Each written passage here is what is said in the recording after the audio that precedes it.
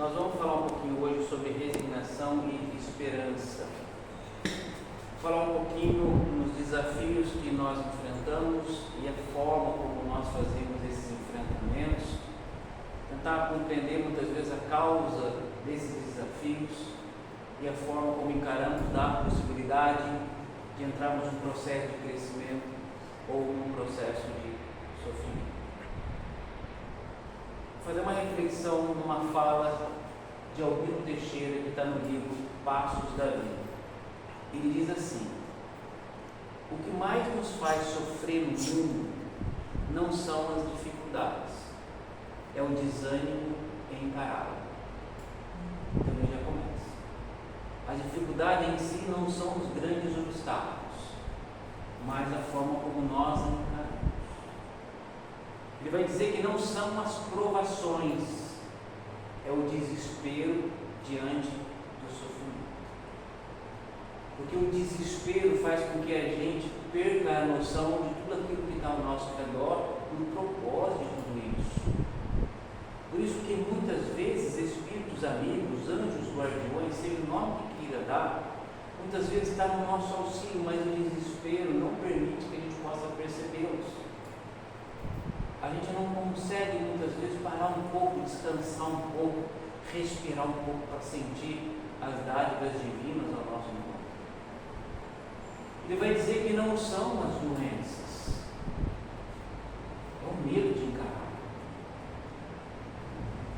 Ele vai dizer que não é a velhice do corpo, mas são as paixões pelas aparências. Então, quando a gente começa a analisar com Albino Teixeira, a gente vai fazer uma análise sobre tudo que nos envolve. O que mais temos dificuldades não está fora, está dentro. A forma como se encara tudo isso. Então, estar resignado em aquilo que chega até mim e qual é o propósito disso.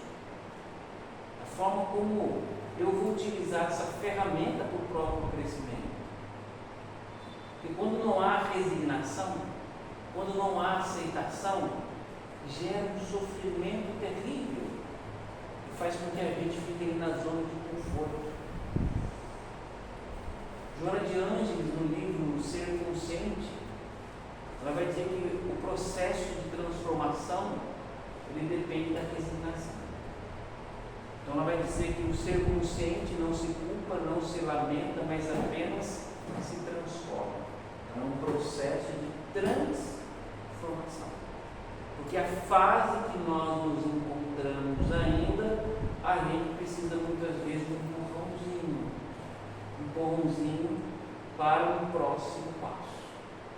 Aqui em Caçapava, um empurrãozinho. Então, bater empurrãozinho perna na frente, esse peito já cai mais de 10. Não é?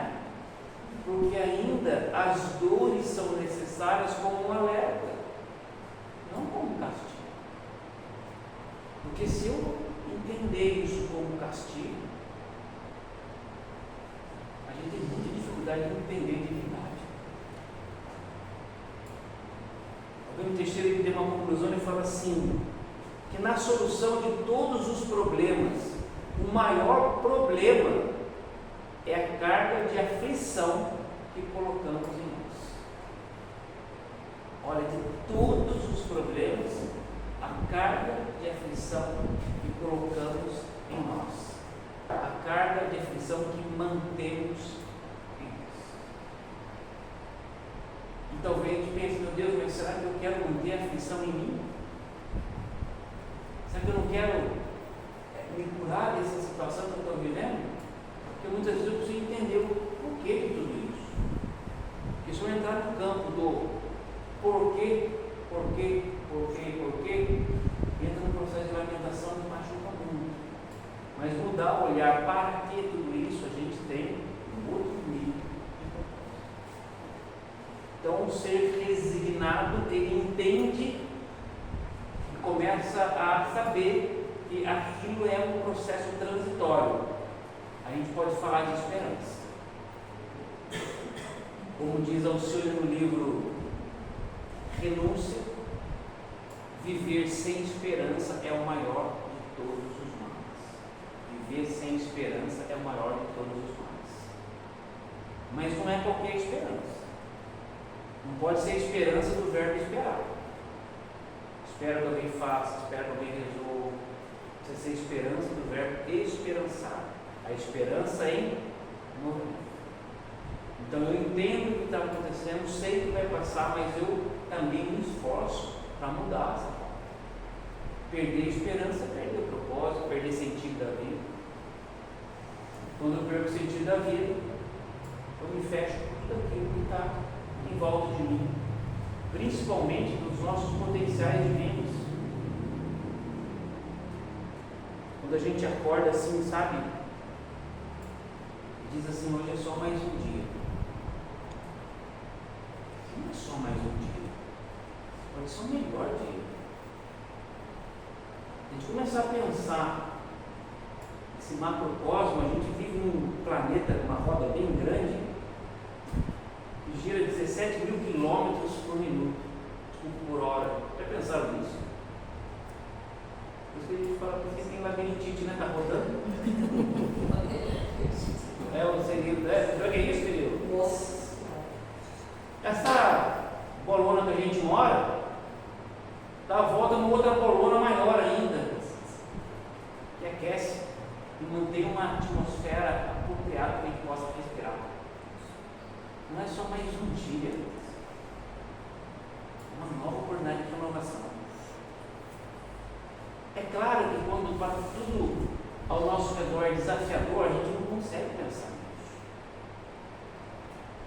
E eu sou o único que posso fazer de mim uma experiência de crescimento.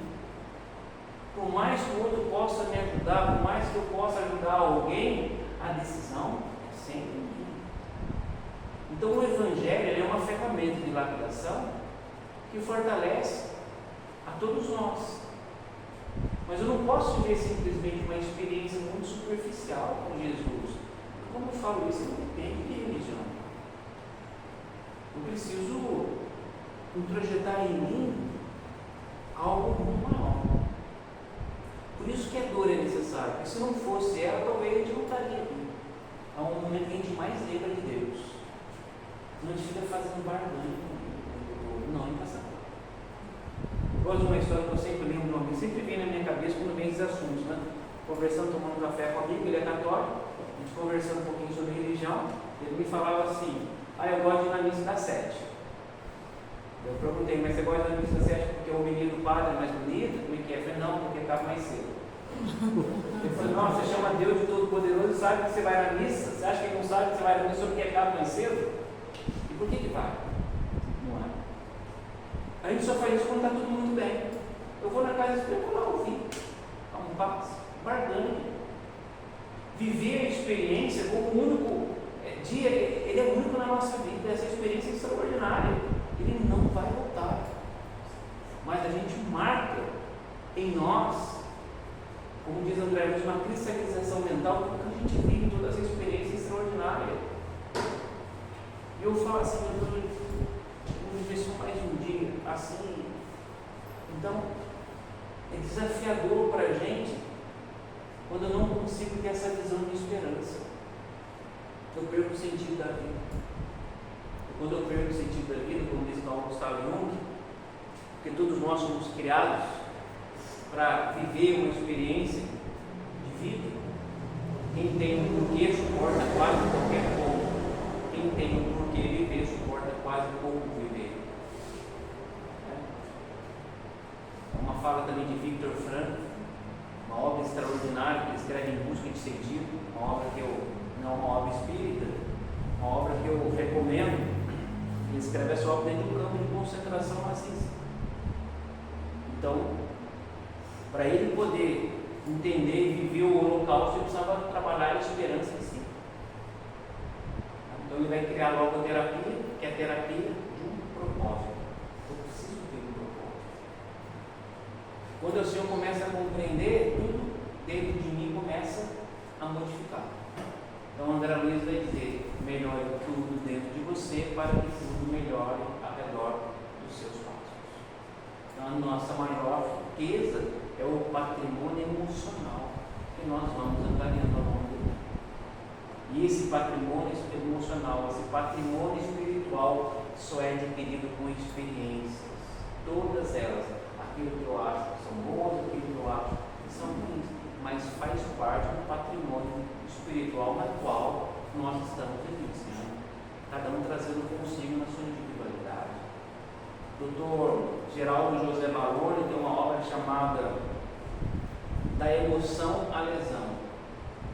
Como certas emoções e vida podem trazer lesões na alma, feridas na alma por muito tempo, ou pode ser transformadora de crescimento.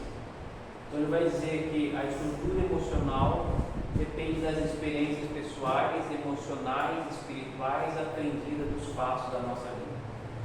Então nós precisamos viver essas experiências. Então não tem como passar pela vida sem desafio, não é? Não teria muita graça, teria. Você para pensar que a gente está tão acostumado com dificuldade, quando está tudo muito bem, você fala, meu Deus, a gente se incomoda. A gente fala assim, não é o caso de essa parte, estou batendo uma pessoa meio pessimista. Está tudo tão bem, daqui a pouco vai acontecer alguma coisa, né? Lei do humor, parece que, nossa, não acontece nada. Então eu preciso entender esse propósito. Quando a gente está assim, então é a hora de começar a trabalhar, não é mesmo? Arrumar um propósito para si, que é uma das maiores terapeutas que a gente vivencia. Trabalho no bem possibilita em nós um olhar diferente, não pela caridade em si, porque a caridade é uma proposta que eu vou até o outro para ter um olhar sobre mim mesmo, na minha própria necessidade. Então é a busca de uma serenidade, busca de um olhar diferente da vida. Então no capítulo 5 do Evangelho segundo o Espiritismo, é o maior capítulo do Evangelho que trata sobre as aflições, tem um item chamado A Loucura e o Suicídio. Ele vai dizer assim: a calma e a resignação, auridas ao fato da forma como se encara a vida, dá ao espírito a serenidade, que são a maior proteção contra a loucura e o suicídio. A busca dessa serenidade, que é desafiador, principalmente nos dias que a gente tem vivido. Uma vida que muitas vezes a gente não consegue parar um pouco para pensar em si mesmo. Sabe, a ociosidade positiva que a gente precisa parar um pouco para pensar e refletir. Aqui em Caçapava corre bastante também. Vocês estão bem, gente? Estão pequenos. A gente tem hora que fala assim, meu Deus, eu não consigo tempo para nada. Porque uma hora a gente vai ter que arrumar um tempo. Senão a vida para a gente. Para pensar um pouco nessas situações, de tudo que a gente está viveu, como a gente pretende continuar vivendo. Porque não é quanto tempo a gente vive, porque a medicina nos dá uma sobrevida maior, não dá? Hoje, me parece que a mulher vive um pouquinho mais que os homens, é isso mesmo? Apesar que essa estatística que eu faço, normalmente a estatística está perto de mim. E eu percebo que tem muito mais viúvas do que viúvas. Espero que essa parte seja diferente, né, Elcio? Brincadeira. Porque quando eu conversando com a minha esposa sobre estatística, falei para ela, se quiser ir primeiro, sem problema. Faça até uma prece bonita no seu nome. Ela falou, não, acho que não. Dessa vez. Mas é assim que quando nós vivemos o momento da vida, como diz Carlos Drummond de Andrade, viver a beleza de cada instante, não falta tempo. Então não é quanto tempo eu vou viver, mas é como eu estou vivendo. E isso que é gostoso da vida. Sabe que quando, não sei se eu falo isso, porque falar que nós vamos encarnar também, vamos? A gente não sabe quando, porque normalmente ela pode bater de surpresa na tua vida. E se você está diante de um problema e você falando assim, ai meu Deus do céu, tomara que acabe tudo. Não mais responde nada. Sabe quando você está querendo jogar tudo para cima? um ditado para chutar o balde. Eu que passo umas coisas dessa cabeça, né? Mas chega uma hora que de repente bate na sua porta, você vai entender a morte. Daí você fala, mas nossa senhora, já, você que estava sempre chamando. Ah, não, era brincadeira, não, agora não dá mais tempo. Agora nós precisamos ir. E bate o desespero. Você fecha a porta, mas ela entra. Você sobe a escada para se esconder no quarto de cima. E ela vai atrás. E você fica. Por favor, então me dá mais uma chance. Não dá. Você teve todas possíveis. Parece que você até ouviu. Você mora numa terra grande que gira 17 mil km por hora e você não viu a abundância de vida que tinha pelo lado agora. Tem que ir embora. Nossa, minha mãe está lá embaixo. Posso ir falar com ela? Não dá mais tempo. Tinha até alguns minutos atrás. Posso ligar para os meus filhos? Não dá mais. E ele percebeu que a morte estava com uma mala na mão. Você vai levar aí são minhas coisas, minhas roupas? Não. Mas o que tem? Ele pulou na morte, pegou a mala e abriu, não tinha nada. Eu não tenho nada. Eu falei, não. Tudo que você precisa está dentro do seu coração, é que você vai levar. Muitas vezes você pode estar dormindo e acontecer isso. Ai, era só um sonho. Mas uma hora vai acontecer isso. E a gente é pego de surpresa. E a morte é extremamente democrática. Nem tem fila para ir, já viu?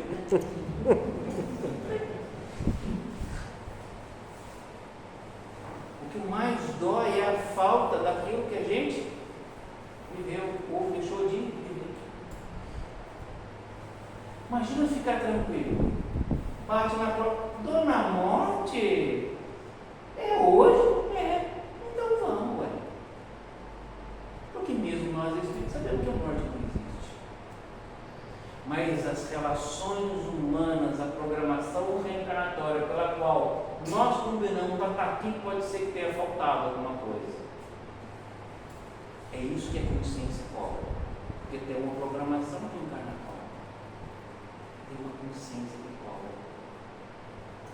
Então talvez a gente entre todo dia em casa e a gente não percebe muita coisa. Faz uma experiência. Você vai desencarnar hoje. Vai desencarnar depois eu passo. Vai desencarnar hoje. E você queira voltar para a tua casa. Sabe? Vai em pensamento. Olha a entrada.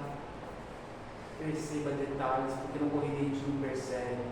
Flores que desabrocharam, você não percebe. Só por um encantamento do seu olhar. Pessoas que estão lá dentro, que sempre passa correndo e não percebe. O olhar das pessoas que moram com a gente, muitas vezes a gente não percebe. Então são várias circunstâncias da vida, quando a gente perde, a gente valoriza. Uma outra obra interessante para se ler, A Última Grande Lição, a vida do professor Maury Schwartz. Ele teve esclerose lateral amiotrófica, e ele foi paralisando aos poucos. Então tinha um aluno que ia notando a conversa, o diálogo entre eles. Então ele paralisava, por exemplo, um braço, ele fazia prece para o outro braço que ele se movimentava. Então outro braço paralisava, ele fazia prece e agradecia porque podia ver, podia escutar. Um pouco ele ia ficando surdo, ele fazia prece por aquilo que podia ver. Porque a gente só valoriza quando a gente perde.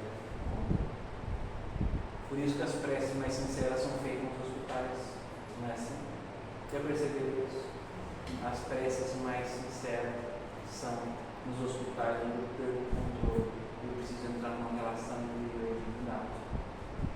Então, diante dos nossos desafios, a gente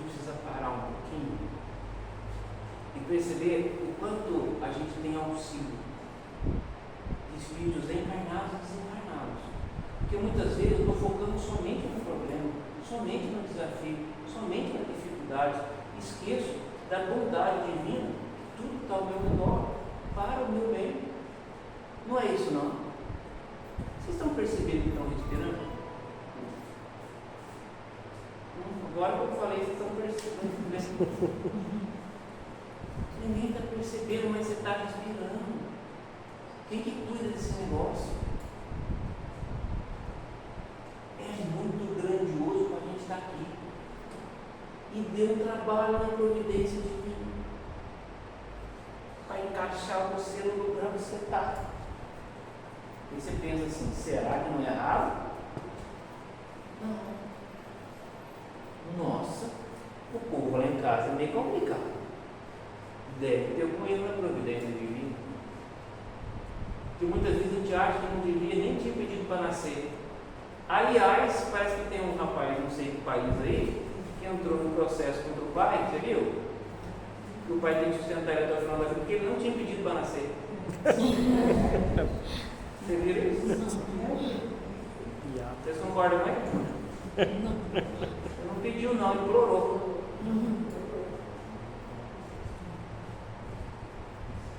É muito grandioso. Quando a gente começa a analisar a ciência e a religião, Kardec sempre falava assim, se a ciência fala uma coisa, a religião e minha doutrina fala outra, fica a ciência. Com a mecânica quântica é um negócio extraordinário. A gente está vendo. Quando você entra no microcosmo, é um negócio divino. A bondade divina em nós. Uma gotinha de sangue. Você põe no microscópio a quantidade de vida que tem ali no Pai.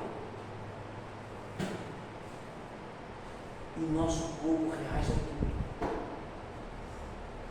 Células cancerígenas que podem brotar no nosso corpo a todo momento. Ela só não eclode porque tem outras células que combatem a nossa imunidade. E o ato de agradecer, a Rosana fala de gratidão amanhã, fortalece a nossa imunidade. O Dr. Joaquim Murtinho ele fala que a saúde do corpo depende de uma harmonia espiritual que está harmônica. O corpo reage a tudo isso. Se está com uma enfermidade, toma medicação, não adianta nada, porque a causa não está na medicação. A medicação na cura trata as consequências, mas não trata a causa. Eu preciso ir na causa. Por isso que hoje a ciência vai colocar que as pessoas com fé, com espiritualidade, não estou falando de religião, ela tem um resultado melhor no tratamento. Porque se você desiste, a sua célula também desiste. Se você diz que vai lutar, a sua célula vai fazer o bom combate, como diz o apóstolo Paulo. Claro, o corpo vem envelhecer. Ele desgasta, não desgasta?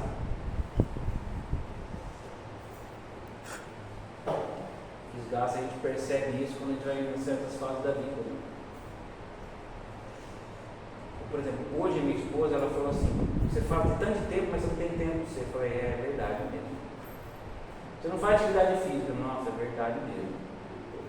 Eu já prometi um monte de vezes. Ela foi lá e me matriculou na hidroginástica. E é a segunda, quarta e sexta. Hoje eu faltei, ela vai ficar brava. Ciro, eu tinha um negócio de subir na corda no meio da piscina. Eu falei, isso aqui pra mim é mamão com açúcar. No segundo nó, não foi. Eu fiquei meio depressivo quando eu fui descer da corda. Não aguento mais. Você entra numa realidade que você não percebe. Você acredita que era invencível. Você não adoece. Mas adoece. Desgasta. E se você não aprender a lidar com isso, você vai entristecer. entristecer de uma tal forma que vai perder todo o sentido. Não tem milagre. Então eu vou fazer prece. A prece é um processo que nos ajuda muito, mas não pode fazer por nós aquilo que é responsabilidade nossa. Jesus, Ele não pode curar a gente, sendo se a gente não quer. Não foi isso que Ele falou nas curas? Não foi eu que te curei, mas sim foi a tua fé. Todas as curas foram isso.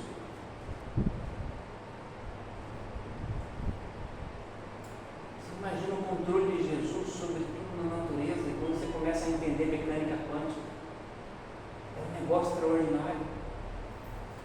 Quando você vai pegar a teoria da dupla fenda, é interessante que a partícula, uma hora é onda, uma hora é partícula, mas depende da pessoa que está manipulando o aparelho, ela tem mudança de comportamento. A tua energia influencia nas suas pequenas células. Coisas, por exemplo, que o Espiritismo fala bastante tempo. Você vai pegar Domingos da Mediunidade, uma obra científica extraordinária. Tem um capítulo lá chamado Psicoscópio.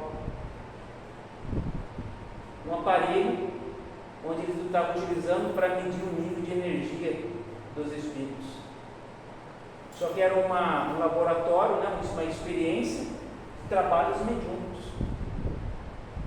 Eles estavam medindo a energia dos médiuns. Isso não acontece em Caçapava, é exceção. Mas lá ele detectou que o médium mais concentrado, 60%. Você imagina o médium top das galáxias. Eu falei, nossa, e a gente dá o quê? 20, 15% de concentração. Por isso, quando eu pergunto no estudo de mediunidade, eu falo para as pessoas assim: a gente precisa se preparar para o dia do trabalho mediúnico? Precisa? Precisa, gente? Você está encarnado, gente? Pelo amor de Deus? Eu falo, claro que não. Só no dia? Não é. Bem no dia não. No dia não vou xingar ninguém, estou com raiva do meu vizinho.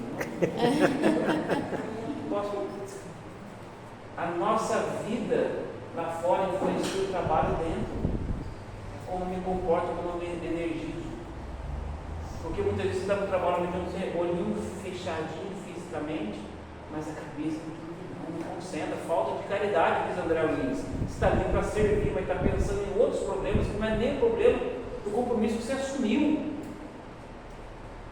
O que é extraordinário. O aparelho começou a pegar a mesa, e a mesa está irradiando energia. Isso aqui não é matéria? Na física clássica a gente pensou que isso aqui é matéria.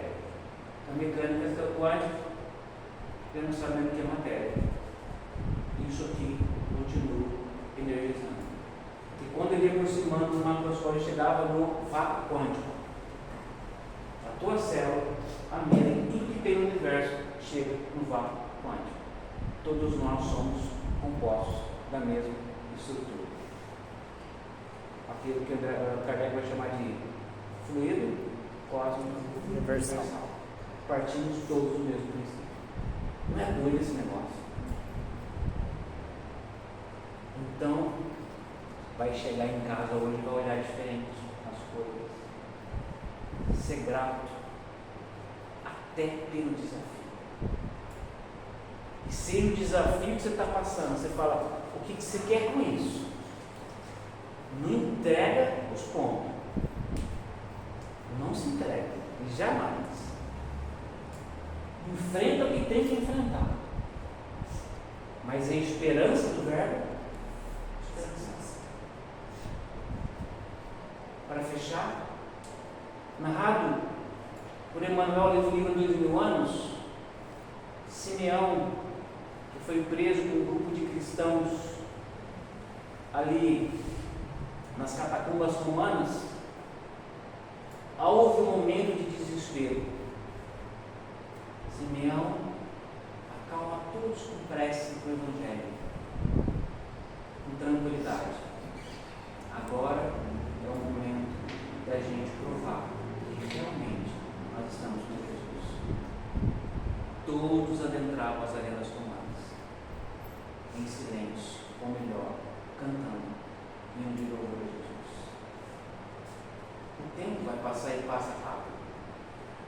As nossas vestes físicas que estamos utilizando agora temporariamente, ela vai apodrecer.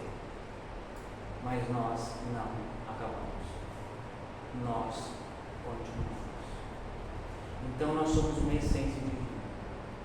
Então, para isso, é começar a compreender tudo que a vida tem nos oferecido, quais são os valores que realmente está valendo a pena a gente angariar com a gente. Preparando para o passo, vamos fazer a nossa prece. Vamos aprender a sentir como a espiritualidade age sobre nós e como a gente consegue entregar as nossas dores na mão de divina, mas não necessariamente uma solução mágica, mas uma confiança tal que tudo ele é temporal. Então vamos silenciar um pouquinho a nossa alma.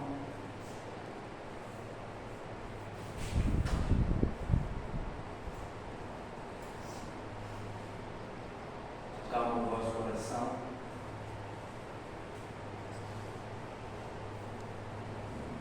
Respira suavemente. Em primeiro momento, a gratidão, Senhor, por estarmos diante de Ti, porque o Teu Evangelho é a própria presença de Jesus entre nós. Em muitas situações, houve medo e até mesmo desesperação, mas é nesse instante que é preciso parar um pouco, orar um pouco e sentir que mãos amigas sempre está tocando as nossas mãos,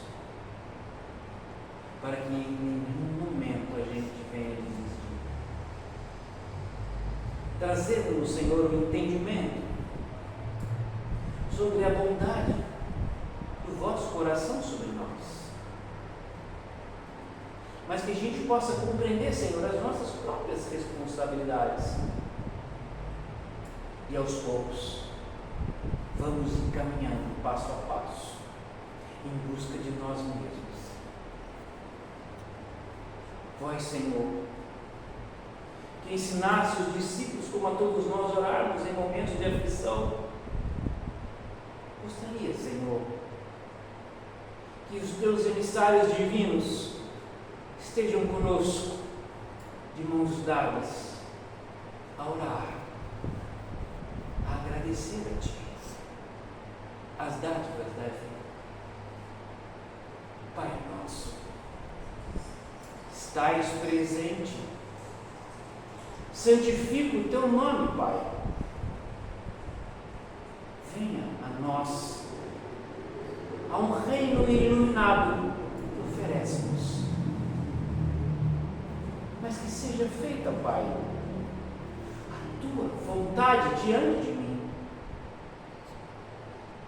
Dá-me, Pai, o pão nosso de cada dia, que mata a fome do corpo, mas acima de tudo do meu espírito, tão necessitado de vós. Gostaria, Pai, que me perdoasse, mas que eu compreenda acima de tudo como é importante perdoar. Como o perdão tem libertado as minhas mãos das algemas que me travam aquilo que eu entendo como meus inimigos. Vós tem me ensinado que o maior inimigo sou eu mesmo, comigo mesmo. Que seja, Pai, a Tua vontade sobre nós, porque vós, Senhor, sois um caminho seguro, sois a verdade que me esclarece e sois a vida que tanto procuro. E as Tuas vibrações, Senhor, envolvam-nos a nós, a todos aqui, nessa transferência de energia entre o mundo físico e o mundo espiritual, tirando a venda dos meus olhos e mostrando que o teu reino já está sob os meus pés. Muita paz a todos, hoje e sempre. Que assim seja.